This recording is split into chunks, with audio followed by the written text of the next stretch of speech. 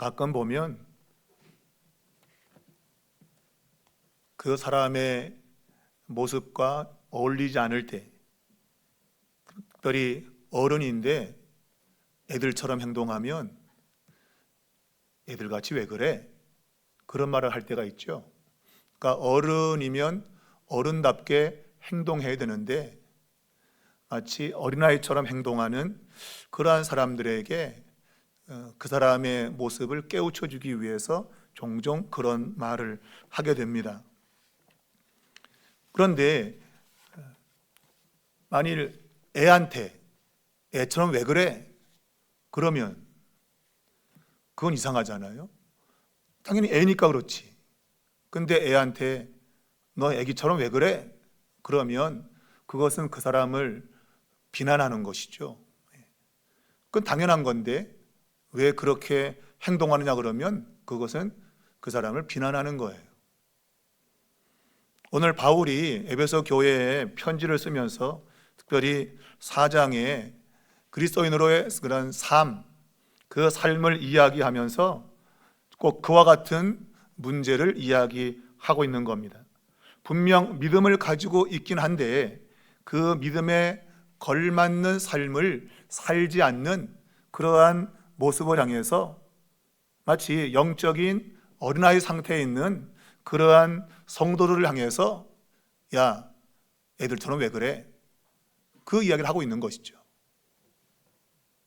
믿음이 있고 신앙생활을 잘 달려온 그런 걸음이 있다면 당연히 성숙한 모습을 드러내야 되는데 그렇지 않고 영적인 어린아이 상태에 머물러 있어서 바울이 그들의 모습을 깨우쳐 주기 위해서 이런 말을 하고 있는 겁니다.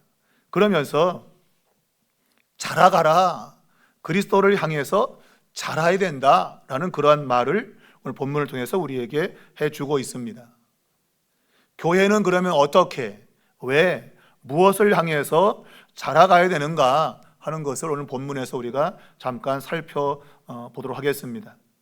첫 번째, 왜 자라야 되는가? 그 이유는 우리가 취약하기 때문이다, 약하기 때문이다라는 이유 때문입니다.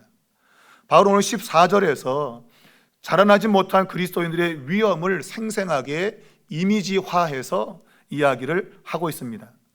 14절을 보면 이는 우리가 이제부터 어린아이가 되지 아니하여 사람의 속임수와 간사한 유혹에 빠져 온갖 교훈의 풍조에 밀려 요동하지 않게 하려 함이라 라고 했습니다.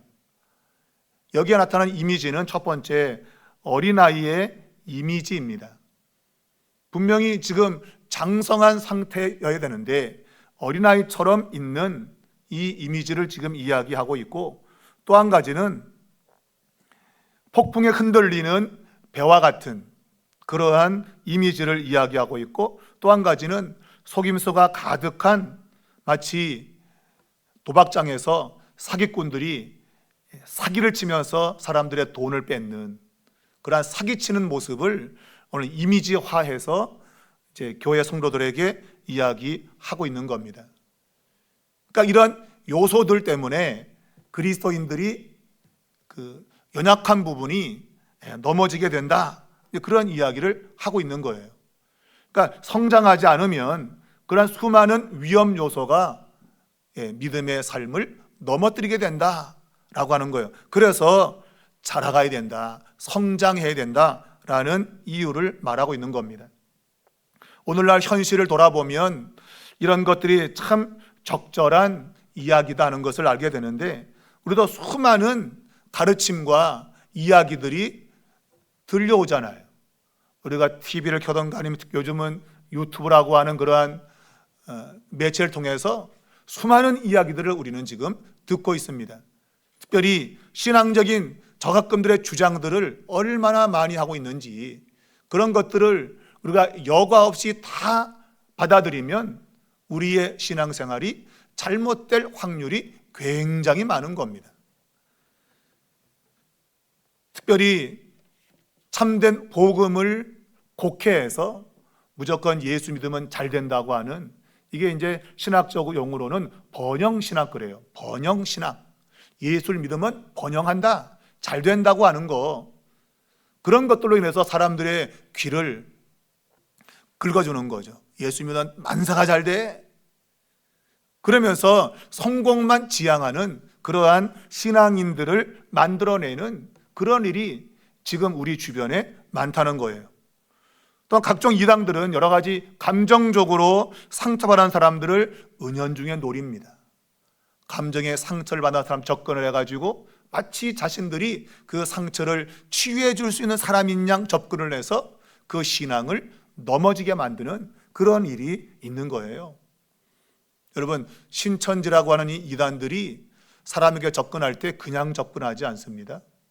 특별히 교회에서 상처받은 사람들 잘 주목하고 있다가 서서히 접근을 해서 그 상처를 마치 만져주는 것처럼 접근해가지고 자신들이 카드를 꺼내는 거예요. 성경 공부하자. 그래서 자신들이 준비한 성경에 왜곡되어진 말씀을 전하는 겁니다. 그럼 거기에 지금까지 서서히 자신의 상처를 만져준 것 같은 그런 감정 때문에 그 사람들이 말하는 것들에 대해서 받아들이게 되는 거예요.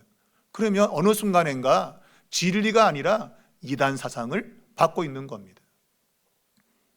여러분, 이것은 매우 위험한 것입니다. 특별히 상처받은 사람들이 얼마나 많은지 그런 사람들에게 접근을 하는 거예요. 실제로 교회는 그런 모습을 보이면 안 되죠. 교회에서 상처받은 사람들이 얼마나 많은지 그런 사람들에게 이단들이 접근을 해서 그들의 신앙을 무너뜨리는 겁니다.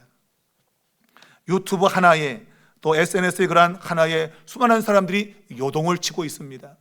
야, 저거 처음 들어보는 건데 그럴듯해 하면서 그 말에 자신의 신앙이 마치 키가 없는 배처럼 요동을 친단 말이에요. 이리 파도가 밀리면 철렁거리면 휘청거리고 여기서 더 밀리면 더 휘청거리고 그래서 방향을 잡지 못하고 가는 그런 일이 있는 거예요.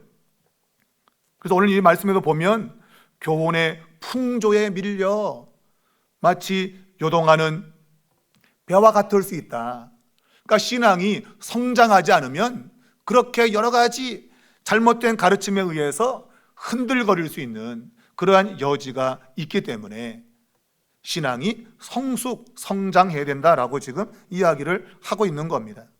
여러분, 신앙의 성숙은 선택이 아닙니다. 성장하지 않으면 어때? 성장해볼까? 이런 선택이 아니고 이 신앙의 성숙은 생존과도 관련되어 있는 겁니다. 내가 사느냐 죽느냐가 연결되어 있는 겁니다. 우리가 어린아이들이 유괴되어서 죽는 이유가 어디 있어요? 요 달콤한 사탕 요거 하나 줄게, 저기 가면 더 좋은 거 있어, 그거 따라가다가 결국은 죽임을 당하는 겁니다. 그 아이가 만일 유괴범들이 저런 방식으로 내게 접근해 온다는 것을 안다면 따라가지 않죠. 아저씨 유괴범이죠? 신고할 거예요. 그러면 그냥 됐다 도망가겠죠 그냥. 근데 그걸 모르는 아이들은 그 사탕 때문에 따라가는 겁니다. 그러니까 이 신앙의 성숙은 마치 아이가 자라가서 그 상황을 분별하게 되어서 자신의 목숨을 지켜낸 것 같은 생존의 문제인 거예요. 성숙하지 않으면 결국은 죽는다 그 얘기예요. 자신도 모르는 사이에 신앙이 흔들려 죽게 되고 또 우리의 신체도 보면 면역력이 떨어지게 되면 각종 질병이 우리에게 찾아온단 말입니다. 그래서 사람 몸에 면역력을 키워야 돼요.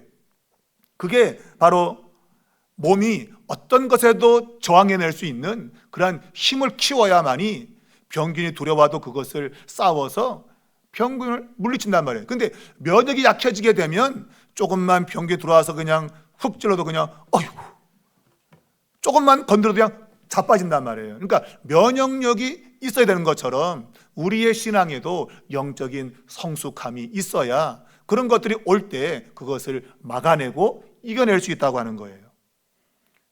그래서 여러분, 이 영적인 면역력은 성숙한 신앙을 통해서만 이루어진다. 여러분에게 인생을 항해하면서 필요한 것은 방향타입니다. 키입니다. 키가 있어야 이 배가 옳은 방향으로 가요. 아무리 외형이 화려해도 키가 없으면 바람 따라 그냥 이리 밀리고 저리 밀려서 표류하다가 결국은 침몰되는 겁니다. 그러니 여러분, 방향타를 잘 잡으셔야 돼요. 그것은 바로 신앙의 성숙을 이야기한다. 신앙이 성숙하면 삶의 방향을 제대로 인식하고 탈 수 있다, 그 얘기예요.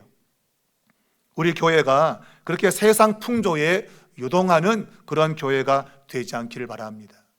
어떤 걸로 막 밀어 제껴도 끄떡하지 않는 영적 분별력이 있는 그러한 교회가 될 수 있기를 바랍니다. 두 번째는 그럼 무엇을 향해서 자라가야 되는가 하는 것을 바울이 이야기를 하고 있습니다. 오늘 13절과 15절을 보면 그리스도의 충만을 향해서 자라가야 된다. 그리스도의 장성한 분량까지 자라가는 것이 성숙의 방향이다라고 이야기를 하고 있습니다. 여러분, 성숙의 기준은 내 감정의 안정이나 신앙의 연수가 있지 않아요.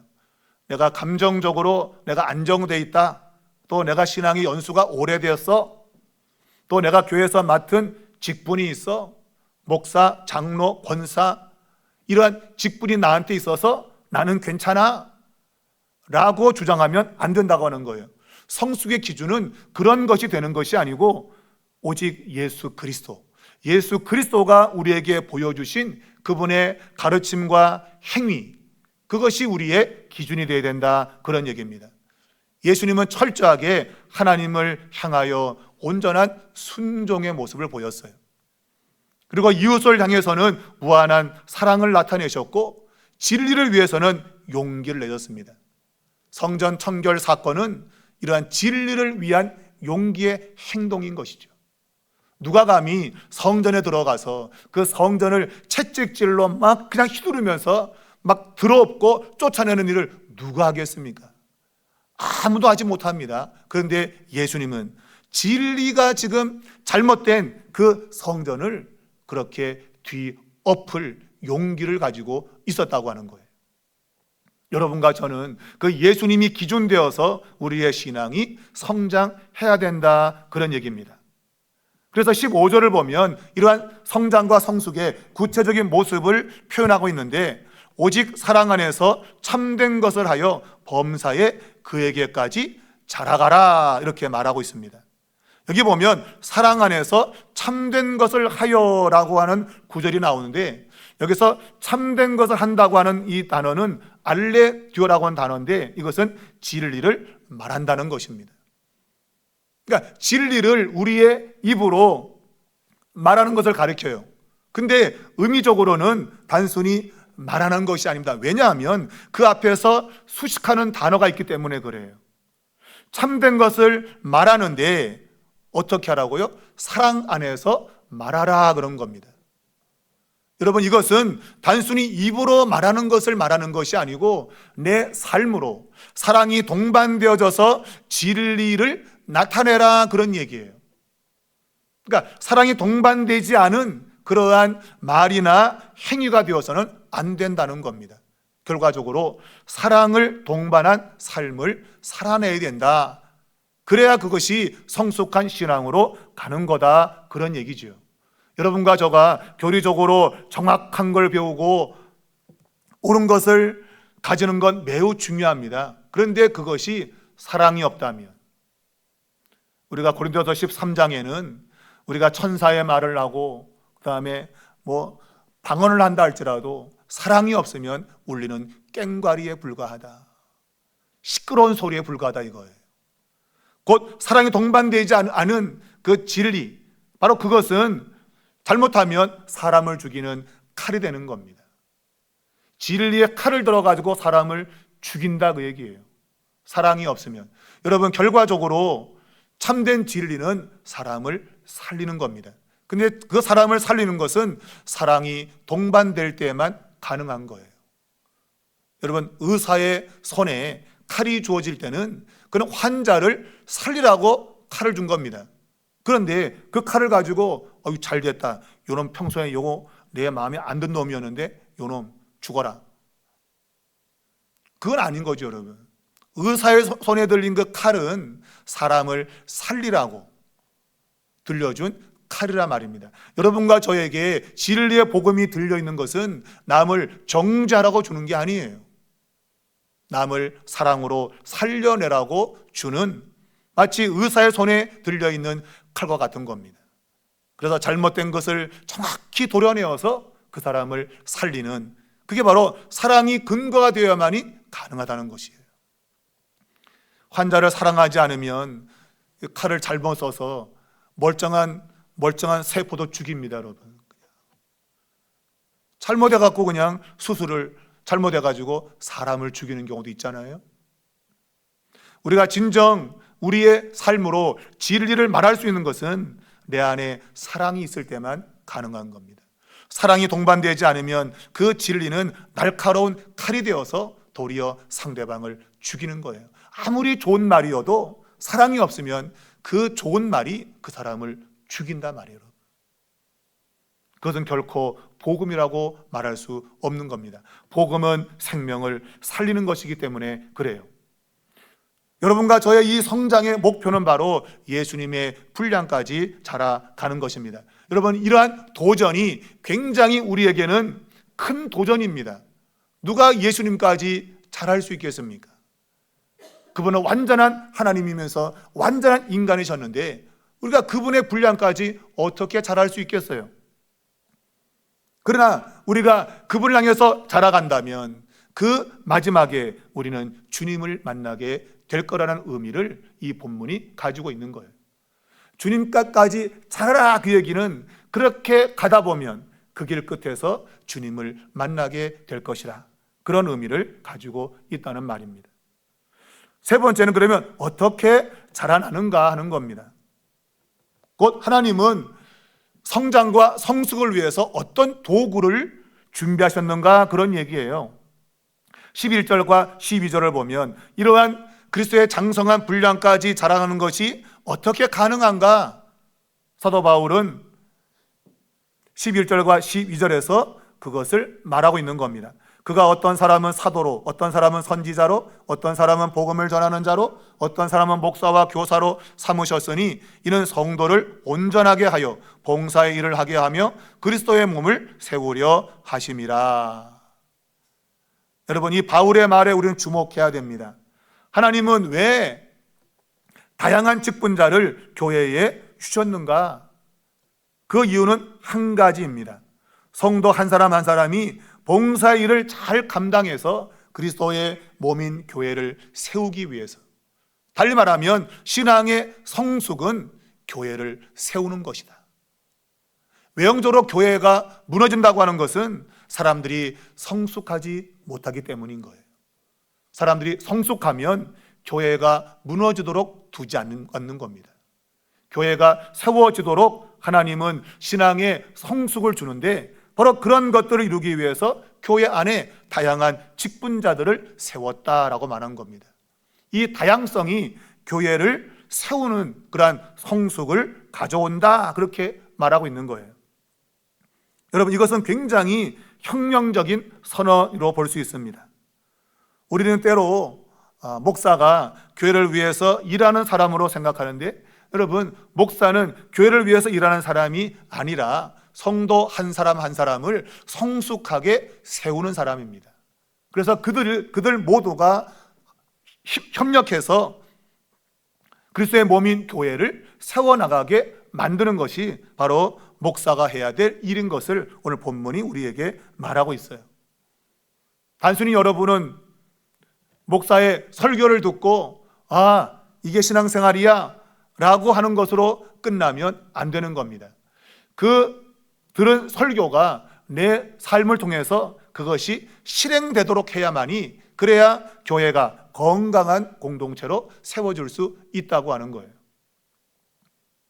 여러분, 훌륭한 감독은 선수들이 제가끔 자기의 재능을 발휘하도록 잘 훈련시키는 사람이에요. 미국의 NBA 농구라고 있는 프로 리그가 있는데 거기에는 해마다 감독상을 주게 됩니다. 그 감독상은 그 팀을 때로는 혁신적으로 바꾸든지 뭔가 놀라운 성과를 낸 감독에게 주는 상입니다. 참 놀랍게도 똑같은 선수인데 감독이 와서 팀이 달라지는 겁니다. 그 왜 그럴까요? 바로 그것은 감독이 선수들 한 사람 한 사람을 잘 장단점을 파악해서 그들이 팀을 온전하게 이룰 수 있도록 지도력을 발휘했다고 하는 거예요. 어느 한 사람에게만 그냥 모든 걸 주는 게 아니라 각자가 다 해야 될 일들을 잘 발견해서 그 일을 하도록 선수들을 이끌어 준 거죠.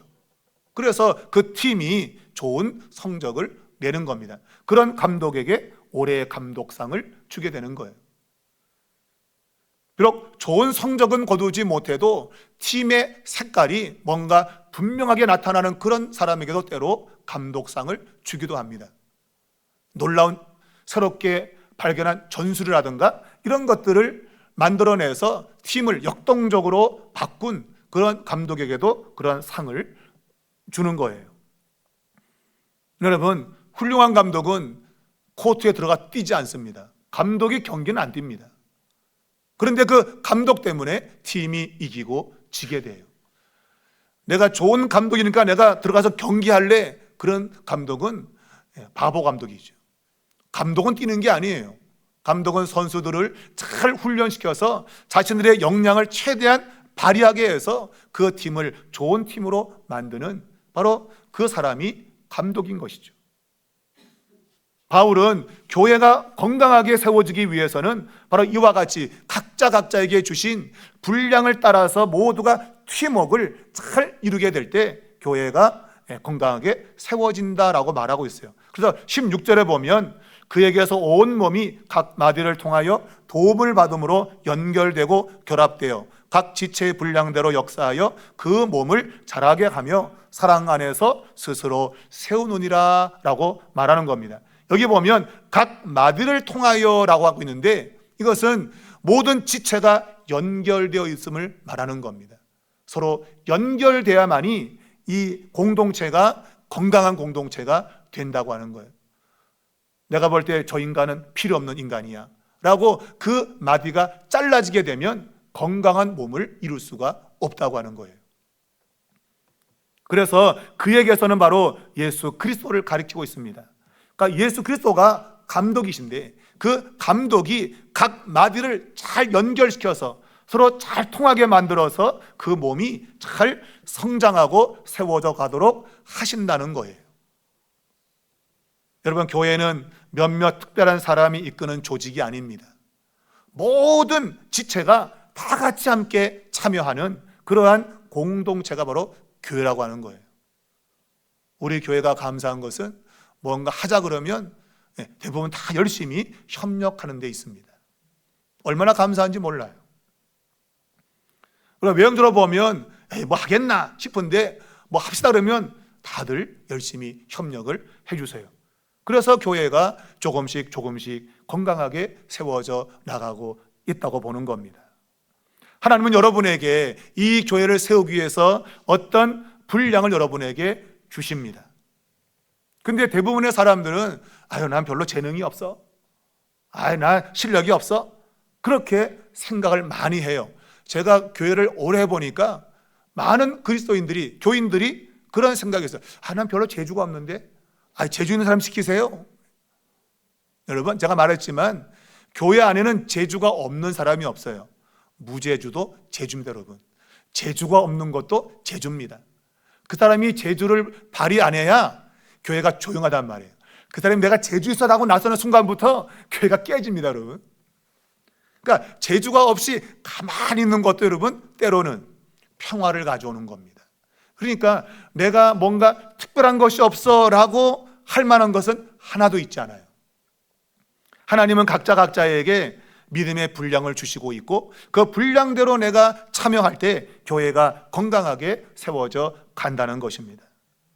여러분의 몸 가운데서 필요 없는 거 있다면 한번 말해보세요. 내 몸뚱아리에서 뭐 필요 없는 거 있어요, 여러분?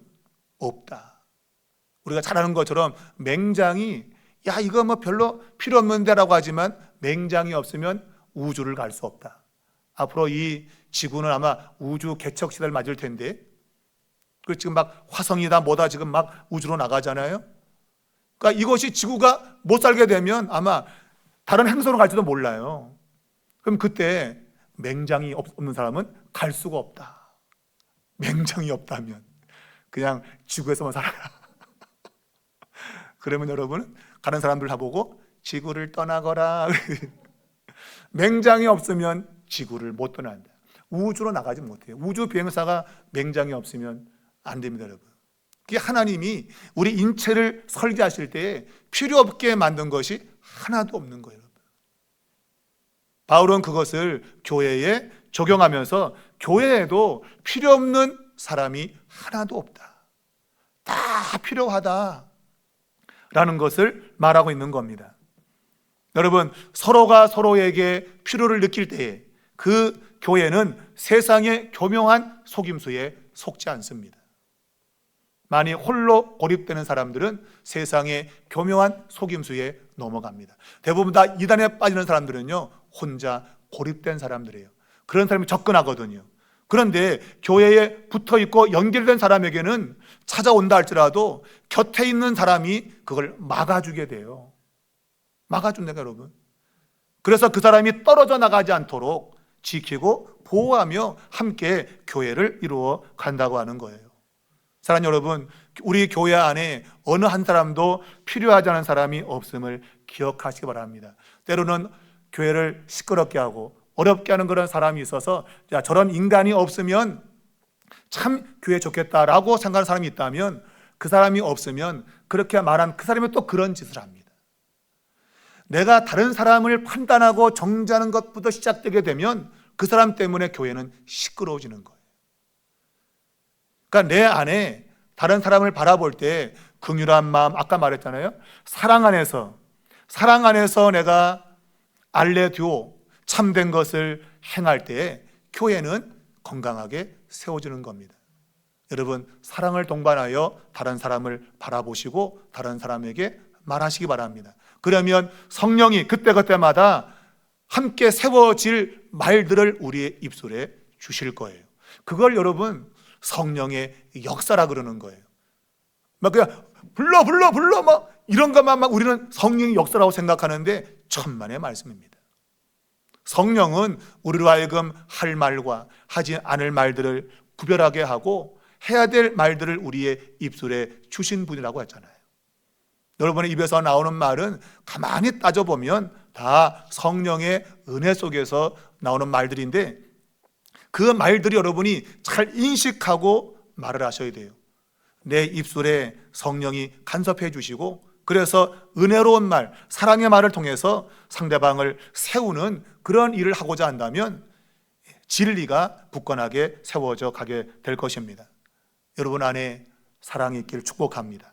사랑 안에서 참된 것을 행하십시오. 그렇다면 우리 교회는 성숙한 교회, 하나님이 이 마지막 때에 쓰신 그러한 교회가 될 것이 분명합니다. 많은 사람들은 내가 지금 속고 있는 줄 모르고 속고 있습니다. 제가 이 세상을 바라보면서 지금 중동 지역에 전쟁이 벌어지고 있는데 조금 다 해석이 달라요. 도대체 뭐가 맞는 건지 몰라. 제가 볼 때는 미국의 대통령이 그 사람만 알겠지. 내가 어떤 의도 가지고 지금 일하고 있는지 그 사람만 알 거예요. 근데 곁에서 보는 사람들은 그렇게 달라, 보는 게. 이 사람은 이렇게 보고 저 사람은 저렇게 보고. 근데 분명한 사실은 여러분, 누군가는 속고 있다. 누군가는 잘못 파악하고 있는 겁니다, 여러분. 그건 분명한 사실입니다, 여러분. 분명히 옳은 건 있는데, 바로 그 사람이 계획해서 뭔가를 진행하는 건 있는데 그거를 잘못 해석하는 사람이 분명히 있는 거예요. 그래서 주장이 다른 겁니다. 이런 주장 저런 주장 많은데 분명히 여러분 속고 있는 사람이 있는 거예요. 오늘 바울이 그 이야기를 하는 겁니다. 우리를 넘어뜨리기 위해서 다가오는 달콤한 속임의 말들, 그런 말들이 분명히 존재하는 거예요, 여러분. 그것을 우리가 잘 분별하여 교회를 세워나가도록 애써야 되는 겁니다. 여러분, 이 말 저 말 다 믿지 마시고 성경의 말씀에 근거해서 분별하시고, 그리고 사랑 안에서 참된 것을 하면 교회는 건강하게 세워지는 겁니다. 우리 교회가 그런 교회가 될 수 있기를 바라고, 여러분이 이 예배 마치고 돌아갈 때 저 문을 나서면서 여러분, 나는 우리 삼일교회를 위해서, 삼일교회의 이 몸을 세우기 위해서 뭘 할 수 있을까? 여러분 질문해 보세요. 나는 어떤 방식으로 우리 교회의 몸을 세울 수 있을까? 그렇게 여러분 질문하신다면 하나님이 여러분에게 알려줄 거예요. 그래, 너 이렇게 해. 우리가 교회를 세우기 위해서 여러분 생각하면 하나님이 역사합니다.